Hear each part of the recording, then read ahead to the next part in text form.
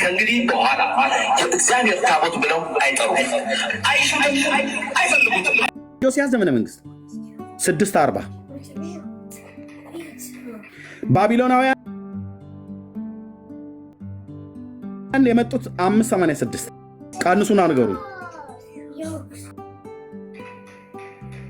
ከ640 586 146 አይደል? 146 ዓመት ኢዮስያስ ከነገሰ ከ146 ዓመት በኋላ በ586 በወርሃ ነሐሴ መጥተው ባቢሎን አስተማሪዎች እኔም እነሱን አምኜ መጻፌ ማለት ነው። ደመራ ጽፌልሃለሁ 54 ነው 54 ነው አይደል? 54 ቴንክ ዩ። አያ ብዙ ዘበኖች አሉ እዚህ ማለት ነው። እንደሚያውቁ ሆነው 164 እያሉ ጻፉ። 86 54 ማርዬ ትክክል ነው ማለት ነው። 54 ኢዮስያስ ከነገሰ ከ54 ዓመት በኋላ ነው ባቢሎናውያን መጥተው ያፈረሱት። በኢዮስያስ ዘመነ መንግስት ኤርሚያስ ታቦቱ ወደ ኢትዮጵያ ስለሚሄድ ነው። ታቦቱ ግን በኢዮስያስ ዘመነ መንግስት ሳይሆን ወደ ኢትዮጵያ መጣ ተብሎ የኢትዮጵያ ኦርቶዶክስ ክርስቲያን ክብረ ነገሥት ላይ የምትናገረው በሰለሞን ዘመነ መንግስት ነው። ሰለሞን 970 ላይ እስከ 930 የነገሰ ንጉስ ነው። አያችሁ እንዴት እንደሚዋሹባቸው ወንድሞች እናቶች፣ አያችሁ እንዴት እንደሚቀልዱባቸው። ይሁዳ ነገስታትን ታሪክ አያቅ። በእነዚህ ነገስታት ዘመን እነማ ነቢያት ሆነው እንደተነሱ አያቅ።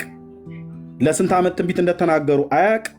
የይሁዳ ነገስታት ከመቼ እስከ መቼ ለምን ያህል ዘመን እንደነገሱ አያቅ። ታቦቱ የቱ ጋር ዲሳፒር እንደሆነ አያቅ። ነቢያቱ የትኛው ዘመን ላይ ቆመው ምን እንደተናገሩ አያቅ። በቃ ማለት ነው የከተማን ህዝብ ጆሮ የሚቀድ ማይክራፎን ሰቅሎ ይህም ብሉይ ኪዳን ላይ ቢሆን ኖሮ ህጉ በሚያዘው መሰረት አይ እንደሚዋሽ ሐሰተኛ ነቢይ በድንጋይ ተቀጥቅጦ እንደሚሞት ሐሰተኛ መምህር ይቀጠቀጥ ነበር ማለት ነው። ገና አዲስ ኪዳን ነው ዘመኑ።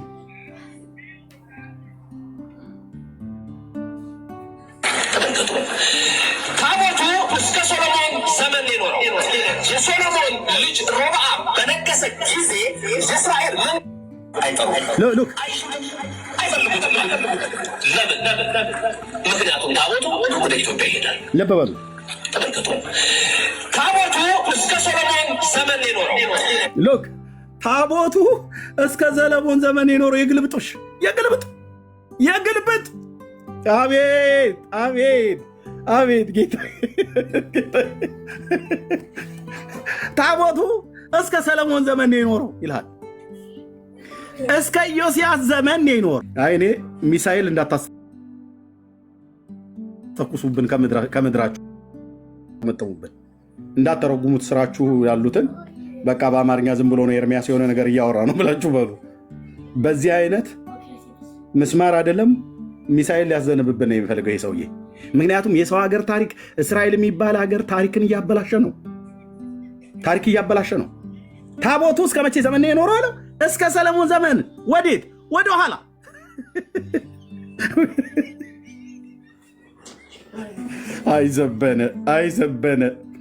አይዘበነ በእውነት ኦርቶዶክሳውያን ወደ ኋላ ነው እንደሚቆጥረው፣ እንደ ግመል ሽንት ወደ ኋላ ነው እንደሚቆጥረው። ታቦቱ እስከ ሰሎሞን ዘመን የኖረው የሶሎሞን ልጅ ሮብዓም ያለ ታቦቱ እስከ ሰሎሞን ዘመን የኖረው አለ። ከመቼ ጀምሮ? ከኢዮስያስ። ኢዮስያስ የት ነው ያለው? እዚህ። ሰሎሞን የት ነው ያለው? እዚህ። ታቦቱ እስከ ሰሎሞን ዘመን የኖረው አለ አይደለ? ከሰሎሞን ዘመን በፊት ታቦቱ የለም እንዴ? በዳዊት ዘመን ነበር። በሳኦል ዘመን ነበር። ዘመነ መሳፍንት ላይ ዘመነ መሳፍንት ነበር። ዘመነ መሳፍንት ሳይደርስ በኢያሱ ዘመንስ ኢያሱ ነበር። በኢያሱ ዘመን ኢያሱ ከመሞቱ በፊት ማነው? ኢያሱ ከመነሳቱ በፊት በሙሴ ዘመን ነበር። ዘቤ ምን አለ? እስከ ሰሎሞን ዘመን ነው የኖረው አለ። ከሰሎሞን ዘመን በፊት ታቦት የለም እያለ ነው። በዳዊት ዘመን በዘበነ ትምህርት የለም። በሳውልም ዘመን የለም። በመሳፍንትም ዘመን የለም። ዘመነ ሳሙኤል ማለት ነው በሴሎ። በኢያሱም ዘመን ዮርዳኖስን ተሸክመው ታቦት እሱ የለም። በነ ሳሙኤል ዘመን ነበር። በሳኦል ዘመን እንደውም ኖብ የምትባል ካህናት አገር ላይ ካህኑ አቤሜሌክ በተባለበት ዘመን የእግዚአብሔር ቃል ኪዳኑ ታቦት በዋሻ ውስጥ ነበር። በሳኦል ዘመን አልፈለግንም የተባለ ይሄ ነው አለ። እስከ ሰለሞን ዘመን ነበረ አለ። ልጆች ከእንግዲህ በኋላ የእግዚአብሔር ታቦት ብለው አይጠሩም፣ አይፈልጉትም። ለምን? ምክንያቱም ታቦቱ ወደ ኢትዮጵያ ይሄዳል። ተመልከቱ፣ ታቦቱ እስከ ሰሎሞን ዘመን የኖረው የሰሎሞን ልጅ ሮብዓም በነገሰ ጊዜ የእስራኤል መንግስት ለሁለት ተከፍሏል። ምን አለ? ታቦቱ እስከ ሰለሞን ዘመን ድረስ ነው የነበረው አለ። ከየት ነው ያነሳው? ከኤርሚያስ። እዚህ ጋር ኤርሚያስ ስላለ ማለት ስለ ኤርሚያስ እየተናገረ ነው። ኤርሚያስ ኢዮስያስን አያውቀውም። በእርግጥ ዘቤ ስለ ኤርሚያስ ከተናገረ በኋላ ከኤርሚያስ እስከ ሰለሞን ዘመን ነው የኖረው አለ። የግልብጥ ወደ ኋላ ማለት ነው። ከሰለሞን ዘመን በኋላ ታቦቱ የለም ወይ? በዳዊት ዘመን ነበር፣ በሳኦል ዘመን ነበር፣ በመሳፍንት ዘመን ነበር፣ በኢያሱ ዘመን ነበር፣ በሙሴ ዘመን ነበር። ወንድሞች እናቶቼ እስራኤል ከግብፅ ምድር ከወጣ በ1446 ቅድመ ልደተ ክርስቶስ በወርሃ አቢብ ኒሳን ብለው በሚጠሩት ከወሩም በ14ተኛው ቀን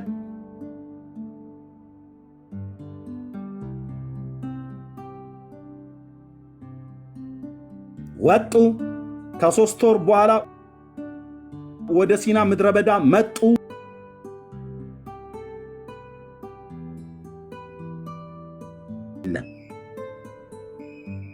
ታቦት የሚባል ነገር የለም። መድኃኔዓለም ጠላታችሁን ዝም ያድርገው። ጌታ በዚህ ጉዳይ ላይ ዝም ነው ያለው። የለም የለም ማለት የለም፣ ለዘላለምም አይሰራም፣ አይደረግም።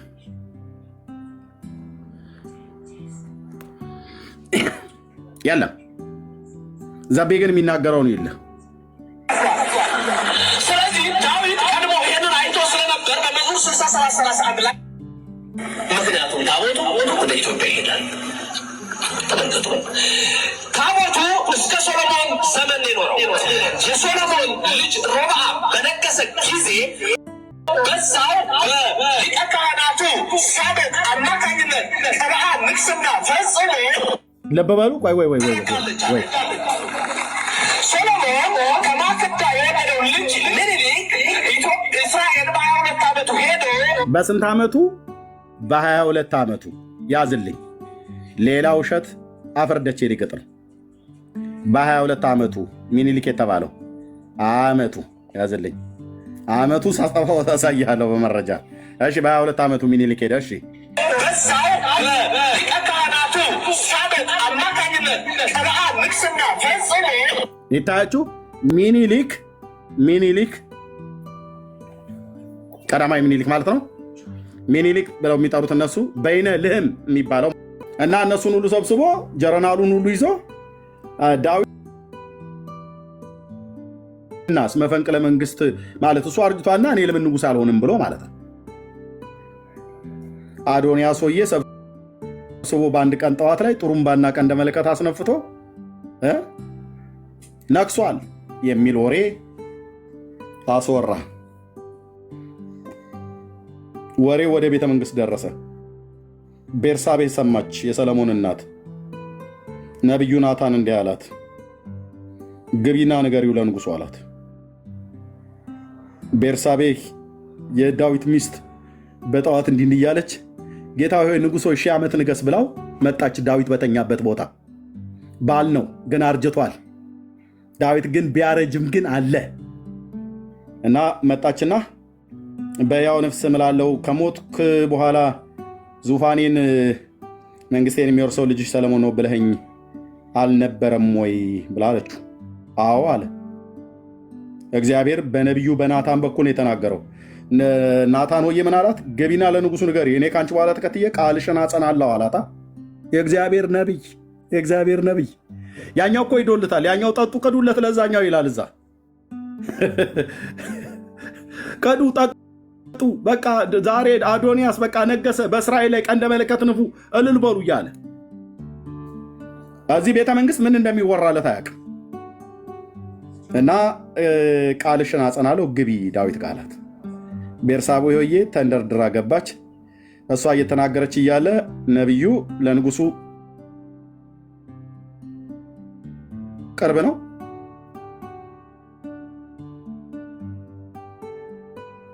ዘው ብሎ ገባ።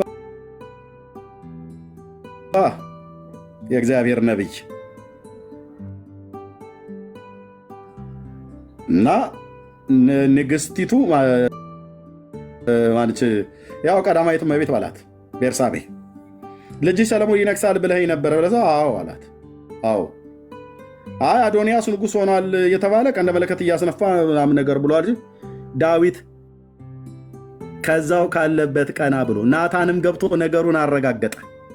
ምክንያቱም ከወገብህ ከጉልበትህ የሚወጣ ልጅህ ቤቴን ይሰራል በመንግስት ላይ ሾመዋለሁ ብሎ ያለው በነቢዩ በናታን በኩል ነው። ለዳዊት የምትወልደው ልጅ ስሙን ይዲድያ ብለህ ትጠራዋለህ ብሎ ያለው።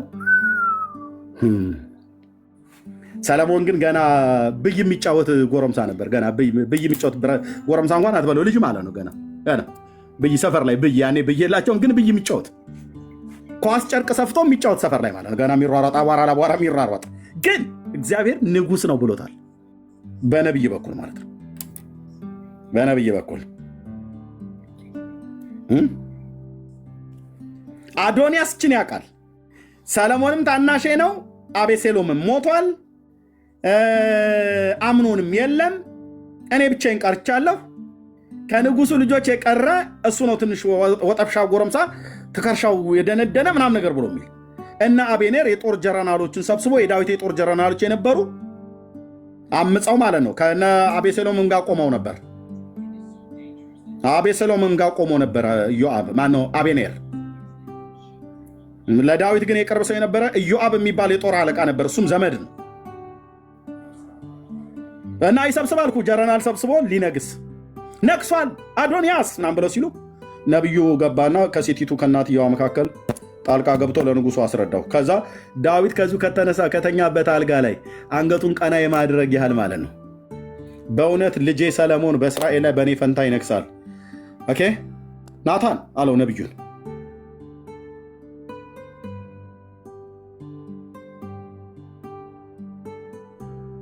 አቤት ካህኑ ሳዶቅም እዚህ ጋር አለ።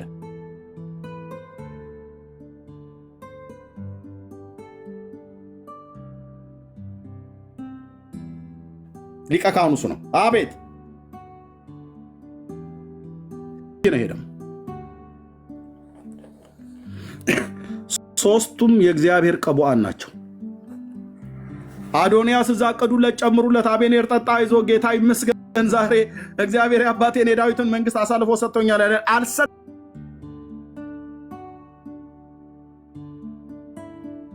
አዶንያስ አትጨፍር። እነዚህ ሶስቱ ቅቡዓን ቤተ መንግስት ውስጥ እያወሩልህ ነው። እነሱ አወሩብህ ማለት እግዚአብሔር ከፊታቸው ነው የሚጠርግ። ሶስቱ የተቀቡት ቤተ መንግስት ውስጥ ይመክራሉ። ንጉሱ ቀና አለና ናታን የእግዚአብሔር ሰው፣ ሳዶቅ የእግዚአብሔር ሰው እየሰማችሁ ነው? ህዝቡን ሰብስቡና መለከት ንፉ።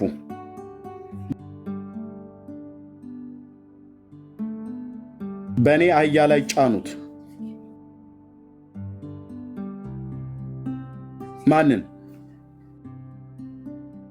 ትንሹን ያንን ሰፈር ላይ አቧራ ኳስ የሚጮተውን ወይ ብይ የሚጮተውን ሰለሞንን ጥሩት።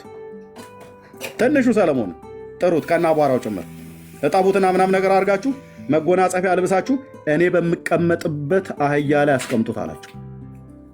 ከዛስ ሰለሞን ነግሷል እያላችሁ ካህናቱን ቀንደ መለከት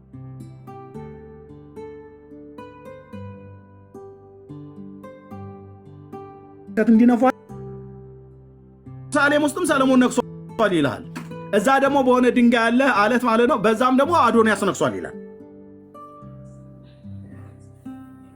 ኦኬ ወሰዱና በጊዮን ቀባው። ካህኑ ሳዶቅ ሰለሞንን በንጉሷ እያስቀመጠው ወስደው እስራኤል ሁሉ እያየ ዳዊትም እያየ ቤርሳቤህም እያየች ካህኑም ሳዶቅ እያየ ነቢዩ ናታንም እያየ እግሩ ላይ አቧራ የነበረ ብላቴና ልጅ ከሚጫወትበት ቦታ ተጠርቶ ሰለሞን በዳዊት ዙፋን ላይ አስቀምጡት። አክሊሉንስ የዳዊትን አክሊል ከጭንቅላቱ ላይ አውርደው ሰለሞን ላይ ባይመጥነው የኔን አክሊል ወስዳችሁ እላው ላይ እኔ የምቀመጥበት አህያ ላይ እኔ የምቀመጥበት ዙፋን ላይ አስቀምጡት አይኔ እያያለ ዳዊት እንዳሉት አደረጉ። እዛ ዳዊት ሆዬ ሁሉም በጥበብ አድርገው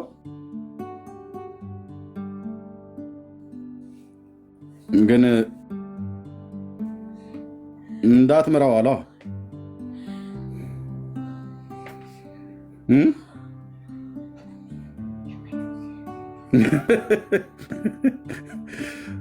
ዘቤ ምን ይልልሃል? ሮብዓምን ነው ብሎ ያለው ልብ ብለህ ስማልኝ።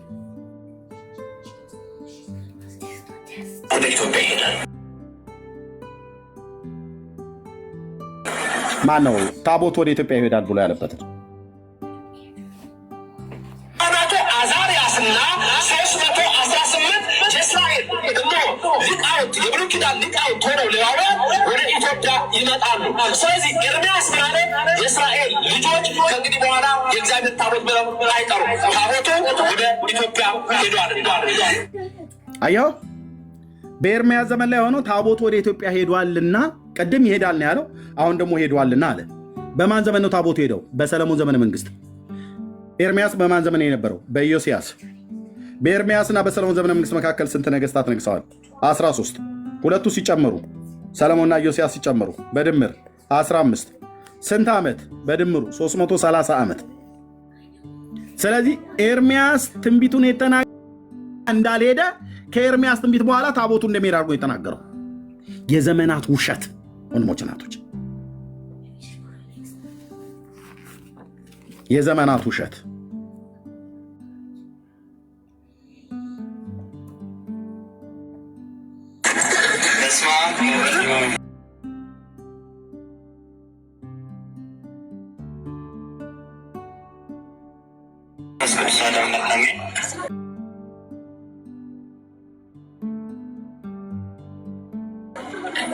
ቅድም ሙሴ ከተማርነው ትምህርት ላይ ሙሴ ቅድም ታቦቱ ወድቆ ተሰበረ ነው ያለው። እዛ ላይ ግን መጽሐፍ ቅዱስ ላይ የሚለው ታቦቱን አሕዛብ ማለት ነው ለጣዖት ሲሰግዱ ሙሴ ታቦቱን ጥሎ ሰበረው ነው የሚለው። እዛ ጋር ግልጽ አሕዛብ ሳይሆን ዘጸአት 32 ላይ ነው እሱ ታሪኩን የምታገኘው። እንዳልኩ እስራኤላውያን ናቸው፣ አሕዛብ ሳይሆኑ እስራኤላውያን ናቸው። እስራኤላውያኑ ሙሴ እስከሚመጣ ድረስ በተራራው ስር አማልክት ሰርተው የጥጃ ምስል ሰርተው ይሰግዱ ነበር። ከዛ በኋላ ሙሴ እነሱን ሲመለከት ተበሳጨ። ከዛ በኋላ ታቦቱ ተሰበረ፣ ጣለው። ይኸውላችሁ ኦኬ፣ ክፍሉን ዘጸአት 32 ላይ የጠቀሰው ልክ ነው። ልጁ አሕዛብ ብሎ ያለውን እስራኤል ናቸው ብሎ ማረሙት ልክ ነው። ዘበነ ይህንስ ታቦቱን ከተራራው ሲወርድ ሰበረው አለ።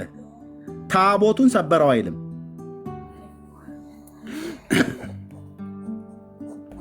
ታቦትና ጽላትን እንኳን አለየም ማለት ነው። ሙሴ የሰበረው ጽላቱን ነው የሚለውን ስሙ። ልጅየውም ታቦቱን ሰበሩ ብሎ አለው። መምህሩም ታቦቱን የሰበረው ብሎ አለ። ጥጃ ምስል ሰርተው ይሰግዱ ነበር። ከዛ በኋላ ሙሴ እነሱን ሲመለከት ተበሳጨ። ከዛ በኋላ ታቦቱ ተሰበረ፣ ጣለው። አሁን በመምህሩና በጠያቂውና በተጠያቂው መካከል እንዲህ አይነት ዘመን ነው። እንደዚህ አይነት መምህራን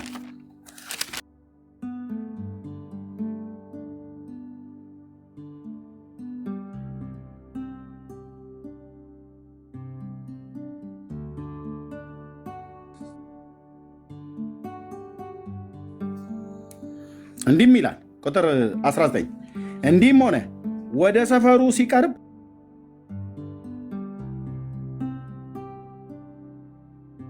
ጥጃውንና ዘፈኑንም አየ። የሙሴ ቁጣ ተቃጠለ። ተኛው ስታነባት ጽ ነው፣ ቦ ነው የምትለው። ይሄንኛው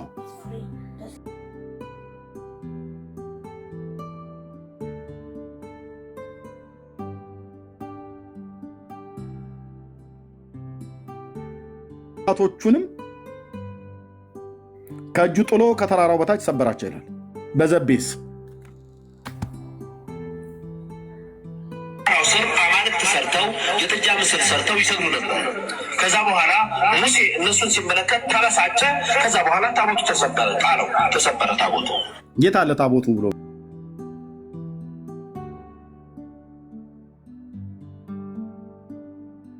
የሚለው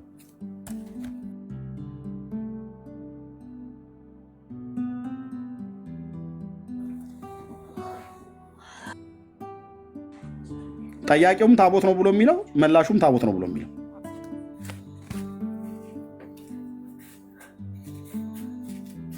ያንን አጠጣቸው፣ እንደ ኮሱ አሻራቸው። ከዛ በኋላ በእንደቀደም አድርገህ ማስተላለፍ ከሙሴ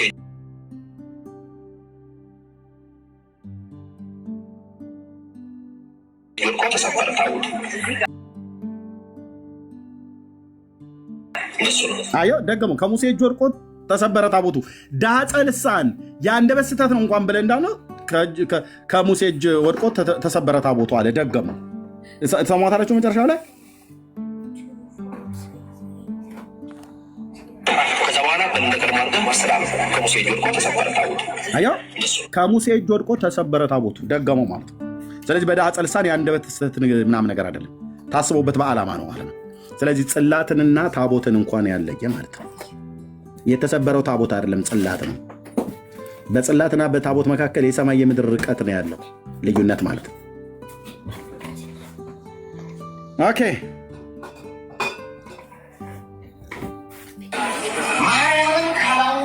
አይ ተው፣ ይሄንን ተው። አንተ ቀልድ እናት፣ አንተ ቀልድ። ነገሩ ስለሌሎቹ ቢሆኑ እየቀለዱ አይደለም ወይ? በአሁኑ ጊዜ ራሱ አንዳንድ ኦርቶዶክሳዊ በተለይ ፕሮቴስታንት አማኞች ያነቃቸዋል።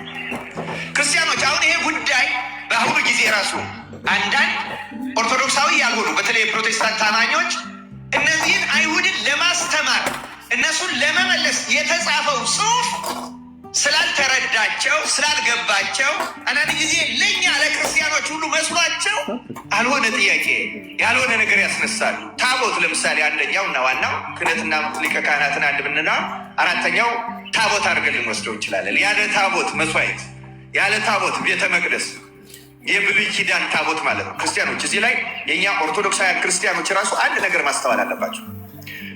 እኛ ኦርቶዶክሶች ታቦት አለን የለንም? እኛ ኦርቶዶክሶች መስዋዕት አለን የለንም? እኛ ኦርቶዶክሶች ክህነት አለን የለንም? በጣም ጥሩ አለን። ክህነታችን ግን የብሉይ ኪዳን ክህነት ነው የአዲስ ኪዳን ክህነት ነው? መስዋዕታችን የብሉይ ኪዳን መስዋዕት ነው የአዲስ ኪዳን መስዋዕት ነው? ታቦታችን የብሉይ ኪዳን ነው የአዲስ ኪዳን ነው? ልብ በሉ እሺ። ምን አለን አለ? ታቦት አለን አለ። መስዋዕት አለን አለ። ክህነት አለን አለ። ክህነታቸው ከብሉይ ኪዳን ጋር አይመሳሰልም። ታቦታቸው ከብሉይ ኪዳን ጋር አይመሳሰልም። መስዋዕታቸው ከብሉይ ኪዳን ጋር አይመሳሰልም። ኦኬ በጣም ጊዜ ልስጣችሁ። በእውነት እንድትረዱ ትፈልጋለሁ። አንዳንድ ጊዜ ፕሮቴስታንት ታቦት ተሽሯል ምናምን ቢሉ እኛ ስንከራከር በደንብ ገብቷችሁ ማስረዳት አለባቸው። እኛ የብሉይ ኪዳን ታቦት የለንም። የብሉይ ኪዳን 1 ሜትር ከምናምን በ1 ሜትር ከምናምን ልክ ይህን ሳጥን የመሰለ በመሎጊያ የሚሸከሙት የስርየት መክደኛ ያለው የሚናደፍ አውራ ዶሮ የሚመስል ኪሩ በላዩ ላይ የተቀመጠበት በላዩ ላይ የመስዋዕት የደም የእንስሳት መስዋዕት ደም የሚረጭ እንደዚያ ያለ ታቦት እኛ የለን። ሽምጥጥ አድርጎ አክሱም አለ ብለው የሚሉት ታዲያ ምኑን ነው? ከእስራኤል አምጥተነዋል ብለው የሚሉት ምንድን ነው? በሰለሞን ዘመነ መንግስት መጥቷል ብላችሁ አቧራ የምታቦኑብን እኛ ላይ ኬት አምጥታችሁ ነው? ይሄንን በግዕዝና በአማርኛ የጻፋችሁት ኬት አምጥታችሁ ነው? ቡናኝ ላያችን ላይ የምታቦኑት ኬት አምጥታችሁ ነው? እንግዲህ መምህራኑ ያው እየዘባራርቁት ነው። የለንም ብለዋል። የእምነት ክደት ቃላቸውን እየሰጡ ነው። ኬት አምጥተው ነው? ኤርሚ እንትን ያሻቸውን በመናገር ዘርፍ የመጀመሪያ ድግሪያቸው ነው እንደሰሩት እንዴ? መጨረሻ ይታይ። በእውነት እውነት እኮ ነው። ያሻቸው ነው የሚናገሩት። ደግሞ አሁን ቀጥሎ ታያለህ። አንዲት አለችን ይላል። ስማው አሁን ያለንን መስዋዕተ ሐዲስ የምናቀርብበትን በዚያ ስም ጠራ ነው እንጂ የብሉይ ኪዳን ታቦት የለንም። ይህን አስረግጣችሁ ማወቅ አለባችሁ። ነበበሉ የለንም የብሉይ ኪዳን ታቦት። የአዲስ ኪዳን መሰዊያችንን ታቦት አለው እንጂ የብሉይ ኪዳን መሰዊያ ታቦት የለም። በቅርስነት አንዷ አክሱማት አሁን የለንም ሲሉ ነበር። አሁን ደግሞ በቅርስነት አንዷ አክሱም አለች ነው እያወሩት እዛ አላቸው።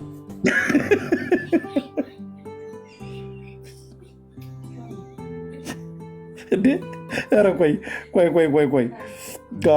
ቆይ ግድ የለም። እነዚህ ሰዎች ምን እየጠጡ እንደሆነ አላውቅም። እኔ ድሮ ጠላ ነበር የምንጠጣ የነበረው።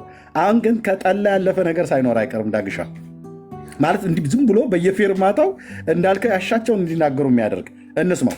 የስርየት መክደኛ ያለው የሚናደፍ አውራ ዶሮ የሚመስል ኪሩ በላዩ ላይ የተቀመጠበት በላዩ ላይ የመስዋዕት የደም የእንስሳት መስዋዕት ደም የሚረጭ እንደዚያ ያለ ታቦት እኛ የለንም። አሁን ያለንን መስዋዕተ ሐዲስ የምናቀርብበትን በዚያ ስም ጠራ ነው እንጂ የብሉይ ኪዳን ታቦት የለንም። ይህን አስረግጣችሁ ማወቅ አለባችሁ።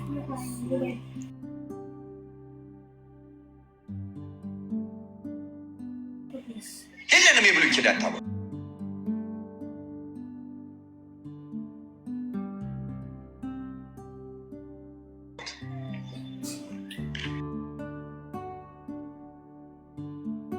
የአዲስ ኪዳን መሰዊያችንን ታቦት አለው እንጂ የብሉይ ኪዳን ብቻ አይደለም።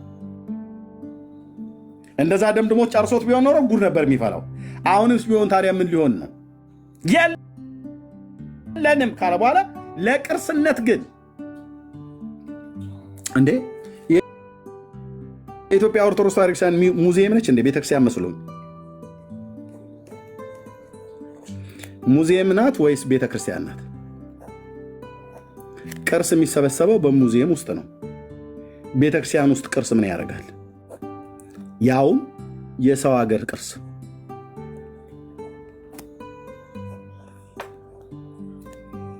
የሰው ሀገር ቅርስ ምን ያደርጋል? ወንድሞች እናቶች፣ እውነቱን ልንገራችሁ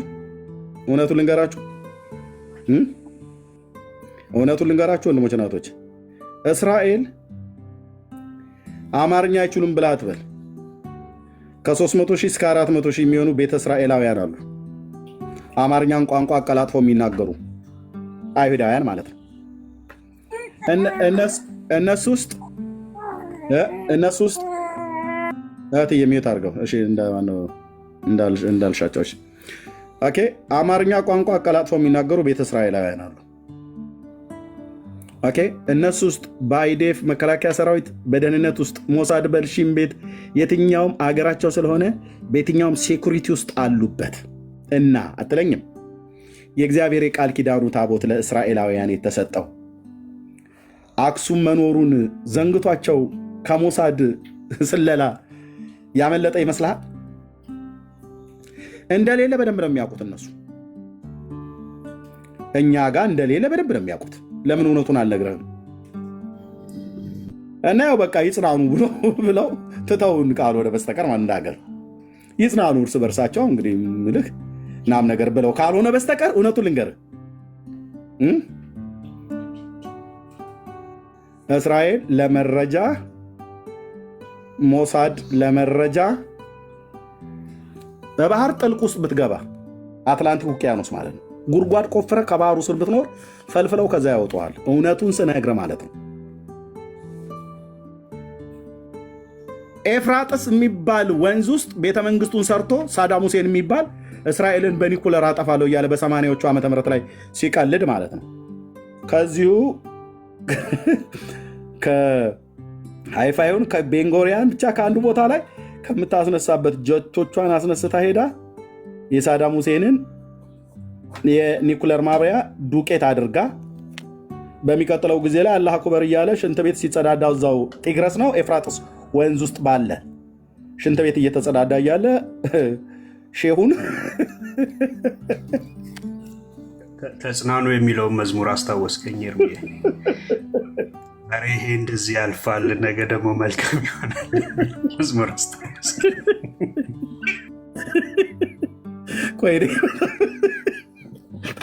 ቆይ በጣም ብዙ ተስፋ ማስቆርጠው ትውልድ ያለ እውነቴን ነው የምልህ። እንዴ ከማጋ እየተሳፈጥክ እንደሆነ ማወቅ አለብህ። ሼሁን አውጥታ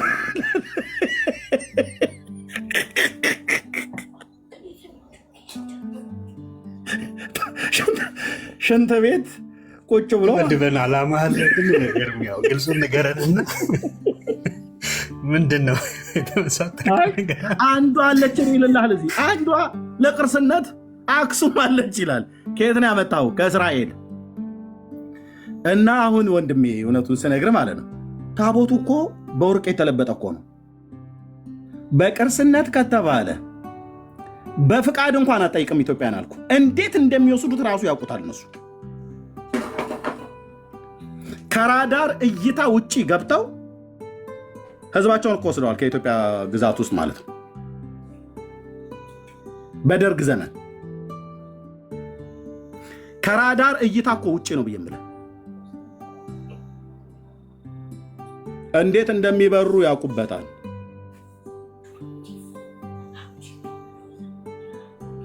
ግብፅን ለመምታት ገማል አብደል ናስርን እንዴት ከራዳር እይታ ውጪ ኦኬ የሜዲትራኒያን ባህርን ጀቶቹ ውሃ የመንካት ያህል ዝቅ ብለው በረው ጠዋ ጠሽ ጠሽ ጠሽ ጠሽ ጠሽ ጠሽ ጠሽ። ሶሪያ ደግሞ ወዲያው ነው ሄደው። ምን አይነት ፍጥረቶች ናቸው እኮ ነው ያስባለው። ጥበብን ለአብርሃም ልጆች የሰጠ ጌታ በተንኮልም ብትመጣባቸው በመልካምም ነገር ብታመጣ ጥበብ እጇ ላይ ነው። እስራኤል የምትባል የበሬ ግንባር የምታክል ካርታ ግን ዓለምን በአንድ እግሩ ያቆመች ማለት ነው። በጥበብም በክፋትም ከመጣባቸው ማለት ነው። አሁን አንተን ለመምታት ወይ ታቦትን ለማለት በደረት ከራዳር እይታ ውጪ አውሮፕላኑን ብለህ ብትል የዛኑ ያህል ነው። አሁን አይታችሁታል አይደል?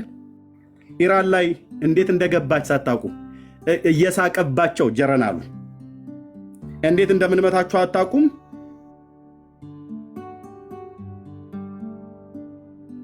ከተመታችሁ በኋላ ግን ቁስልህን ስታመረቅዝ ስትል እንሰማለን ብላ ኢራን ውስጥ እንዴት ነው የገባችሁ? ከዛሬ 3 ወር በፊት ነው 4 ወር 5 ወር በፊት ጠሽ ጠሽ ጠሽ ጠሽ ጠሽ ጠሽ ጠሽ። እንዴት ገባች አይታወቅም። ቤት በኩል በረሩ እንጃ።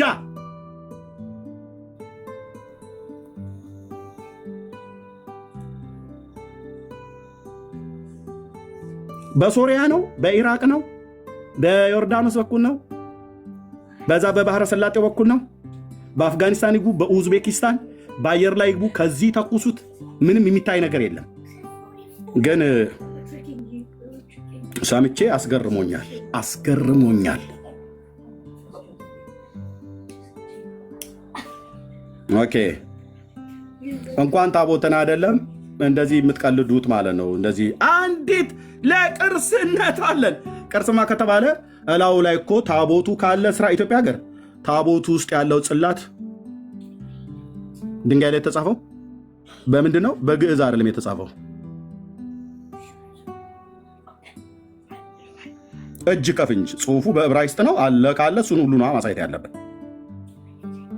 ግን እውነቱን ልንገራችሁ 100% አይደለም 1000% ታቦቱ ኢትዮጵያ ውስጥ የለም።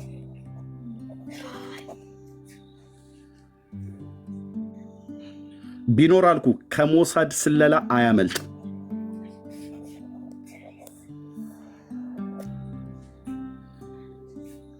ቢያገኙት ቅርስነቱ የነሱ ነው፣ የነሱ ዕቃ ነው፣ ወርቅ ነው ዕቃው። ሲጀምር አድምጠኝ፣ ወርቅ ነው። ከዛ እስካገኙት ኢየሩሳሌም ከተማ ውስጥ ቁጭ አድርገውት እንዴ ሙዚየም አስቀምጠውት እነሱ ነበረ ዓለም እየሄደ ሲጎበኝ መጎብኘት የነበረበት ካላመለኩት እንኳን እንደሌለ ግን አስረግጬ ነው የምነግርህ።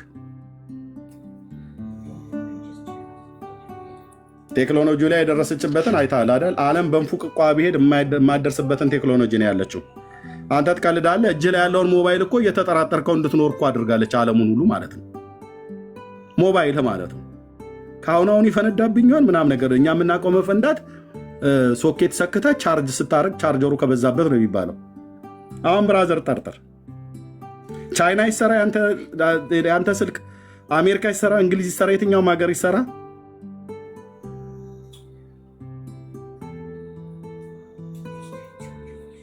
ሸረሪት ብሎ ተናገር። የዘመኑ ጎልያድ ማለት ነው ነስራላ የተባለው። እስራኤል ማለት ሸረሪት ናት አለ። አቤት አቤት አቤት! ወይ መካሪ ማጣት! ሸረሪት ናት። የማይማሩ ትውልዶች እኮ ናቸው ማለት ከጥንት እኮ ጀምሮ ከጥንት ጎልያድም እንደዚህ እኮ ነበር የሚለው። ሲንቀው ዳዊትን አላየም? አንተ እንደ ውሻ በትር ይዘህ ትመጣለህ ምናምን ነገር አለ። እኔ ውሻ ነኝ ምናምን ነገር ሸረሪት አላት። ሸረሪቷ ብሎ ያላት እስራኤል ሸረሪት እንደምትናደፍ አናቅም። አንዳንድ ገዳይ ሸረሪት ግን አለች። ድሯን አደራችልሃ እሱ ራሱ ብሎ ባለው በእኔ ቋንቋ እስራኤል እኔ ሸረሪት ብያልላትም። ሸረሪቷ ድሯን ማድራት ጀመረች። ወደ ሶሪያ፣ ወደ ኢራቅ፣ ወደ ጋዛ፣ ወደ የመን፣ ወደ ኢራን ራሱ ብሎ ባለው ማለት ነው። እና እዚህም ቆለፈ ያዘች፣ እዚህም ቆለፈ ያዘች። መቆለፍ ብቻ ሳይሆን እዚህ ነስራላ ጋር ሸረሪት ብሎ ያለው ጋር እጁ ላይ ያለውን እንደ ቡሄ ጅራፍ ጧጠሽ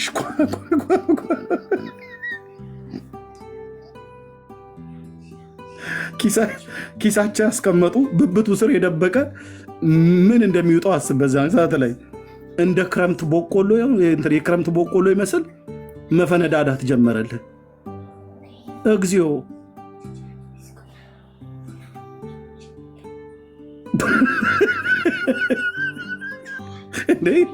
እኔ የስድስቱ ቀን ጦርነት ምናምን ነገር ይባላል እንጂ የስድስቱ ቀን ጦርነት ነርሳው። ፔጀር አሁን ወንድ ነው የሚይዛት ፔጀርን። ኤርሚሻኔ በገደህና ቀን አይፎን ገዝቻለሁ ብላልካል። ከፈለገች እኮ አልኩ አይፎን በል ሳምሰንግ ምን ውስጥም መደበቅ አትችልም። ጥበብ ቤቷን ሰርታባቸዋለች ነው ብዬ የምልህ ባጭሩ። ምንድን ነው ያልኩት? ጥበብ ቤቷን ሰርታባቸዋለች እስራኤላውያኑ ላይ። ጥበብ እንደ ሸረሪት ድር ነው ያደራችባቸው ነው ብዬ የምልህ ባጭሩ። ይሄ ማጋነን አይደለም፣ ዓለም ያወቀው ሀቅ ነው። እኔ ምንም አልገባኝም ብለህ ካልክ ልታሳውቀህ ትችላለች።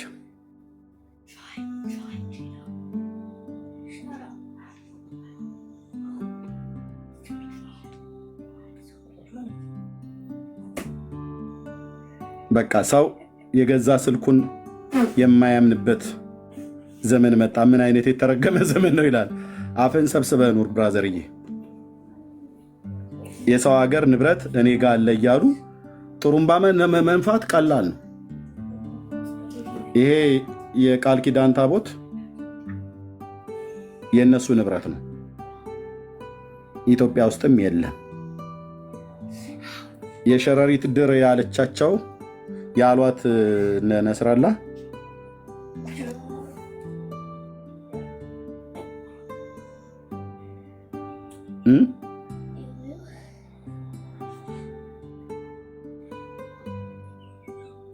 ሸረሪቷ መንደፍ ስትጀምር ታላላቅ ባለስልጣናት እኔ እስከማውቀው ድረስ 12 ምናምን ነገር ማለት ከነስራላ ጀምሮ አንዱን ስትገድል በማግስቱ ሌላውን ይሾማሉ። ያን ስትገድለው ሌላ ይሾማሉ። ያን ስትገድለው ሌላውን ይሾማሉ። ያን ስትገድለው ሌላውን ይሾማሉ። እንዴቱ ጋር አይነቁም? የሆነ ቦታ ላይ በቃ አይ ምናምን ነገር አይሉም ወንድሞች ናቶች። ያን ስትገድለው ሌላውን ይሾማሉ። ያንኑ ትገለዋለች። ማታ ትገላለች፣ ጠዋት ይሾማሉ። ማታ ትገላለች፣ ጠዋት ይሾማሉ። በቃ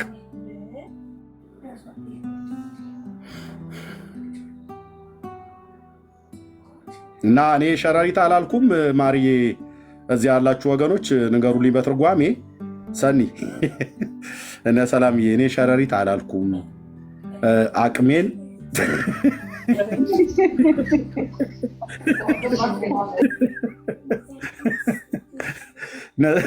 አቶ ነስረና ላይቭ እዚሁ እንዳለ ስልኩ እንዳይፈነዳ ምን ታውቃለህ?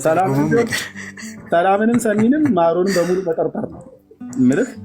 እዚሁ ሌላዱና ከታች ታብታብ ያርጉ እዚሁ ቁጭ ብለው እንዳታወርዱን እና ምን ልላችሁ ነው?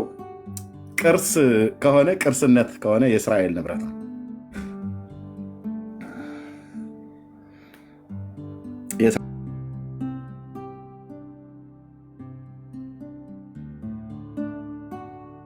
ሰው የተረዳሁትን የምነግራችሁ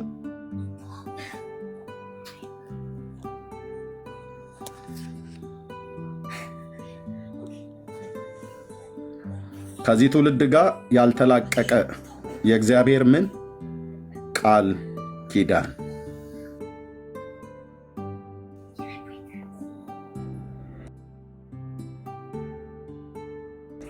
ይሄ ቃል ኪዳን ፊት ማንም አሕዛብ አይቆምም።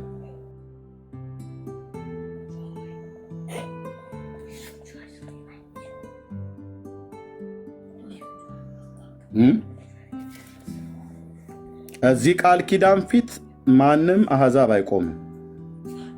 ይሄ ቃል ኪዳን የዘላለም ኪዳን ነው።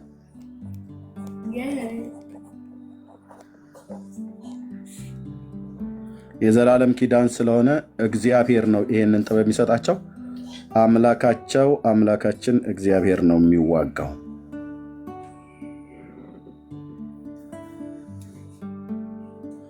ስለዚህ እንዳለ ቢያውቁ ኖሮ ይወስዱት ነበር ጽላቱን ከኢትዮጵያ። $1 ሚሊዮን ለአንድ ቄስ ብትሰጠው አውጥቶ እስራኤል ድረስ ያመጣላታል። እውነቱን ስነግራችሁ ማለት ነው። ምንም በቃ መድከም አንፈልግም። ለምን አንዱን ቄስ እንደዚህ አናደርገው?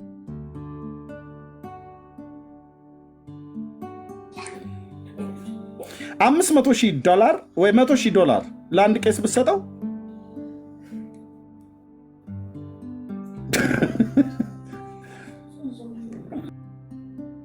ለአራት ካህናት $100,000 ብሰጥ ነቅለው ይዘውት ይወጣሉ።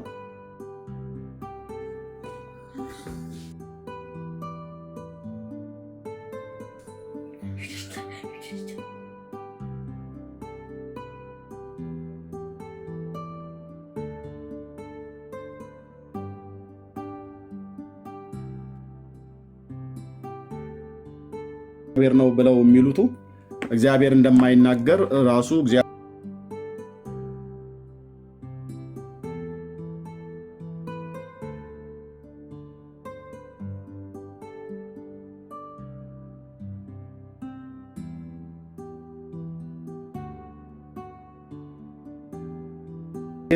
ታቦት አይደለም በአዲስ ኪዳን የሰጠን፣ ልጁን የሰጠን አምላክ ራሱን የሰጠን። ወንድሜ አዲስ ኪዳን ላይ አትጨነቅ። አዲስ ኪዳን የቅርጻ ቅርጽ አገልግሎት ያበቃበት ዘመን ነው። የቅርጻ ቅርጽ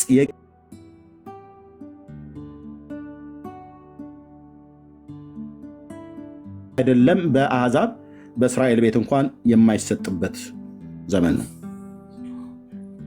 የእግዚአብሔር የቃል ኪዳኑ ታቦት ኦርቶዶክስ ተዋሕዶ ቤተክርስቲያን ታቦት ከምትለው ጋር የመጠንም ይሁን የይዘት የወርድም ይሁን የአገልግሎት የመልክም ይሁን የመንፈስም ይሁን የምንም አንድም ተመሳሳይነት የለውም። ቅድም እንዳለው ምን አለ? ክህነታችንም አይመሳሰልም አለ፣ ታቦታችንም አይመሳሰልም አለ፣ መስዋዕታችንም አይመሳሰልም አለ። የእግዚአብሔር ቢሆን ኖሮ ክህነቱም ታቦቱም መስዋዕቱም ይመሳሰል ነበር። በአዲስ ኪዳን ይሰው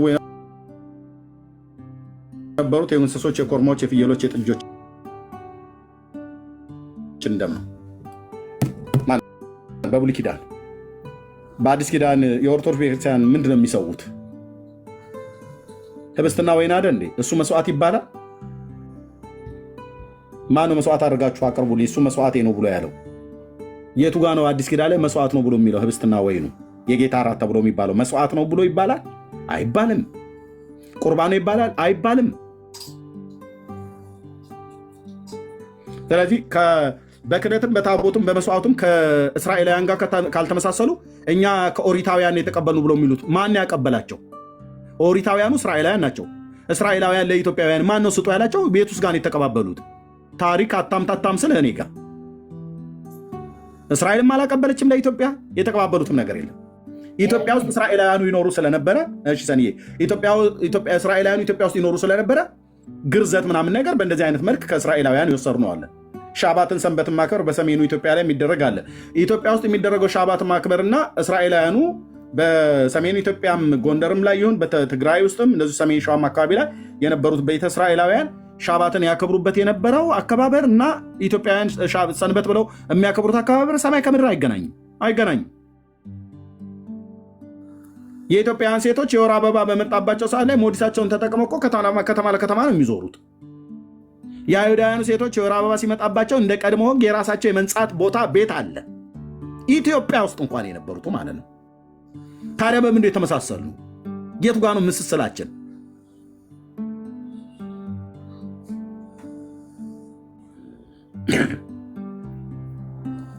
ስለዚህ ወደ ኢየሱስ ክርስቶስ ፊታችሁን አዙሩ ነው ብዬ የምለው። ቴንኪው፣ ተባረኩ ወገኖች። መናገር ትችላላችሁ። ሰኒ የምትይው ነገር ካለ ቀጥይ።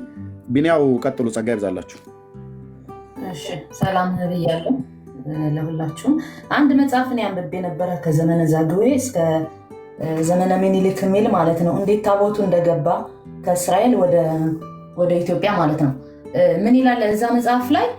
ንጉሥ ሰለሞን እኔ የበኩር ልጅን ወደ ኢትዮጵያ ልክ ያለውና እያንዳንዱ እስራኤላዊ የበኩር ልጅህን መላክ አለብህ ብሎ ካህናቶች በዛ ዘመን ያንን ታቦት ሰርቀው ይዘው ይሄዱ የሚል መጽሐፍ አንብቤ ነበርና እያንዳንዱ በኩር የሆነ እስራኤላዊ ሰለሞን ንጉሥ ሰለሞን በተናገረው መሰረት በኩር ልጆቻቸውንም እንደላኩ። ምክንያቱም እኔ ምኒልክ ማለት እኔ የበኩር ልጄ ነው ኢትዮጵያ የሚኖርና መኖር የለበትም እኔ ልጄን ከጎኔ ሳላስቀምጥ እንዴት እናንተ የበኩር ልጃችሁን ታስቀምጣላችሁ የሚል ታሪክ አንብቤያለሁና ከዛ ጀምሮ ነው የሚባል ነገርም አለ።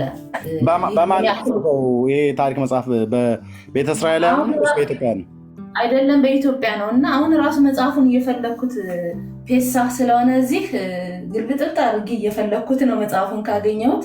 እና እንደዚህ አይነት ታሪክ አለ አመጣጡ። ታቦቱን የሰረቁት እነ ሳዶቅ በዛን ዘመን የነበሩ ካህናቶች ናቸው። እና እንደዚህ አይነት ነገር ድምታም አለ ታቦቱ የሄደበት ምክንያት። ግን የበኩር ልጁን እንዴት ሰለሞን ላከ? መጽሐፍ ቅዱስም አይለንም። እንዴት እንደተወለደ ራሱ የሚናገርም ነገርም የለ መጽሐፍ ቅዱስ ላይ።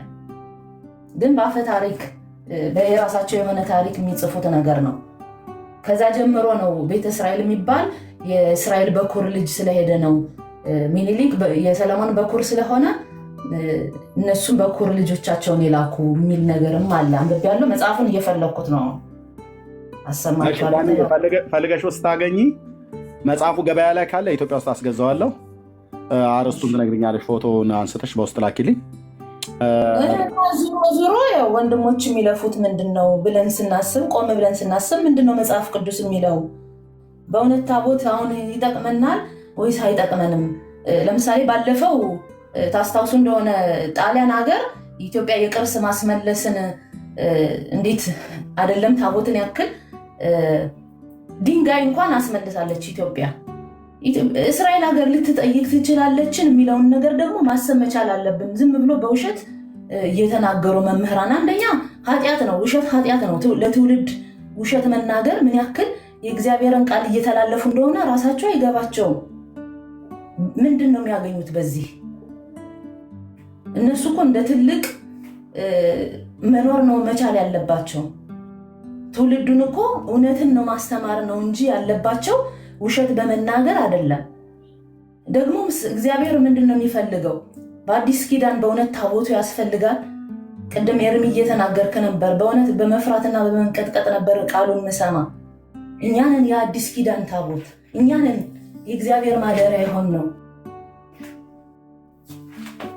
ሁሉም ቀልድ ይመስለዋል ኤርሚ ሲናገር። እውነት ነው። ሁላችንም በድካም ነው የነበርን፣ ባለማወቅ ነበር የነበርን። ግን ከዛ ወጣ ብለን ራሳችንን ለእግዚአብሔር መቀደስ መቻል አለብን።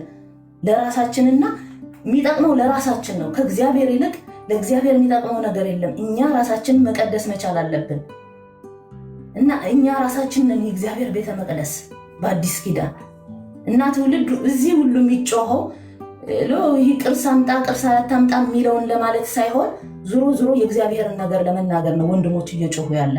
እናታችሁ ናችሁ ማይባል ነገር የምትናገሩ ማይባል ነገር ይህ ከተረት ውጡ ነው የምንለው።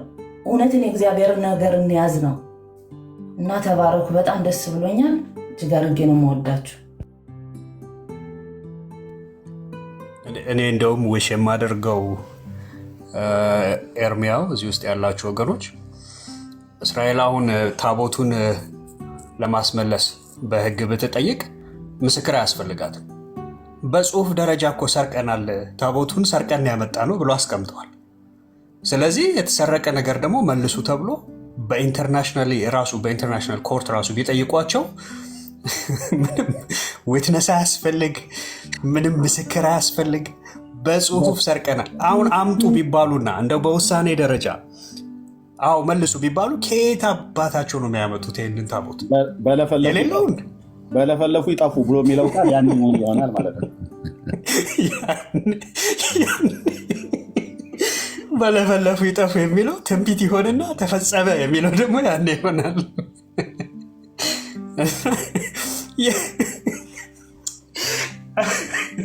አይ ወርቶ ግን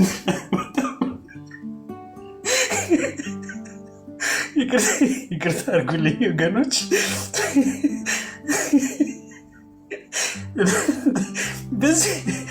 በዚህ ደረጃ አንድ ሙሉ ኢንስቲትዩሽን ይዋሻል። መዋሸት እኮ ብቻ አይደለም፣ በዚህ ደረጃ ውሸቱን በማስረጃ ያስቀምጣል። በዓለም ላይ እኮ ተሰምቶ የማይታወቅ ነገር ነው እየሰማን ያለ ነው። እንደዛ ብትጠይቅ ቢኒያው እስራኤል እንደዛ ብትጠይቅ ካላይ ያሉት ብፁዓን ሊቃነ ጳጳሳት ቅዱስ ሲኖዶስ አባላት አይ ልጆች ናቸው ዝም ብለው ያወሩት መድረክ ላይ ነው የሚሉት። ልጆች ናቸው እንደዚህ ብለው። እኔ እኮ አንድ ቀን ከሚኪ ቤት ገብቼ ጠይቄያለሁ። ጌታ መልስ አልተቀበልኩም። ግና ያው ታሪካቸው ስለሚል የእስራኤል ታቦት ኢትዮጵያ ነው ብለው ሚኪ ቤት ገብቼ እስኪ አንድ ጳጳስ ካለ እውነት ያመላክተን ነው ሲል አወረዱኝ ታች ጌታ እና እንኳን መልስ ይዘው የሚመጡ ኢየሱስ። ሰላም ወገኖች፣ አሁን የገባችሁ ዋው ስራም አላጣችም እስራኤል። ይሄንን በዚህ ታሪክ ተመርኩዛ ጽላቱን መፈለግ የምትሄድበት መንገድ በእርግጥ እስራኤል እየፈለገች ነው። አዎ የምትፈልገው ግን የምትንተራሰው በተጻፈው ነው፣ በመጽሐፍ ቅዱስ እንደተጻፈው። ይሄንን በኋላ ትንሽ ጊዜ ከሰጣችሁኝ እናገርበታለሁ፣ በየት በኩል እንደሚፈልጉት ይሄንን ታቦት ወይም ደግሞ ጽላት። ኤርሚ የሚቻል ከሆነ ኧረ ቀጥል ማርዬ፣ አሁን ቀጥል። እንደው በኋላም በዕብራይስጥ ቋንቋ የሚሰሙም ስላሉ ምናልባት አማርኛ የሚያጥራቸው እዚህ ውስጥ የሚያልገቡ በዚህ ለእነሱም መልእክት አስተላልፍላቸው። ቀጥል አንተ ከሄድ ኤርሚ 10 ሰከንድ ለምን ለ21ዱ ሊቃውንት አንልክላቸውም? ይህን ጥያቄ እና ያው የተለያየ ቦታ እንዳለ ይነግሩናል። 21ዱ እውነት ነው። ዳጊታቸው ነው ታብታብ ያድርግ። ዳጊታቸው ነው ታብታብ። ምንም የሚጠይቀው ጥያቄ የሆነ ለዲያቆን እስቃሴን ጥያቄ ብትሰጣቸው 21 መልስ ይዘው ሊመጣሉ። አንዱ ሰሜን ያለው ታቦቱ፣ አንዱ ደቡብና አንደኛው ሊቃውንት ምዕራብን ያለ ይላል። 21 ሎኬሽን እንደገና 21 ሎኬሽን በታት ነው ቆራርጠው እንግዲህ ኤኒዌይስ የተሰረቀ ከሆነ እስራኤላውያን እንደው እንደ ታቦት ባትወስዱት ራሱ የተሰረቀ ወርቅ አላችሁ ማለት ነው። የኢትዮጵያ ኦርቶዶክስን ጠይቁ፣ እኛ አያገባንም። ቀጥል ቢና የኮመንት ላይ ታች የጻፈች ነው እህታችን እና ታቦቱ እስራኤል ሀገር ነው ብላለች። እሷ ደግሞ እንግዲህ የምታውቂው ነገር ካለ ግቢና ብታመላክችና እርጅና አንቺ ተባረኪ። ያ ጸደቀት ልክ ነው። እንደዛ አይነት ግምት አለ። ልክ ነው። ሳራ ነች ሁል ጊዜ ከኤርሚ በጣም ትሰማለች። ጌታ ይባርካት። ምንም ባትቀበልም እንኳ